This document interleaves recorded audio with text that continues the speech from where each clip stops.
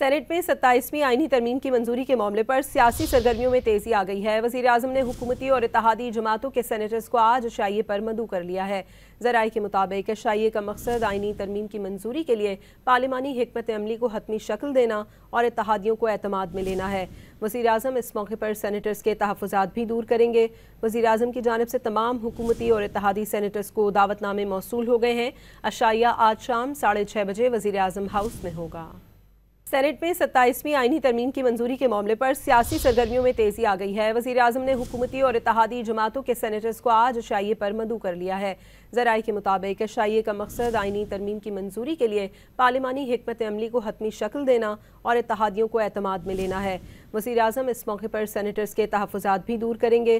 وزیر اعظم کی جانب سے تمام حکومتی اور اتحادی سینیٹرز کو دعوت نامے موصول ہو گئے ہیں۔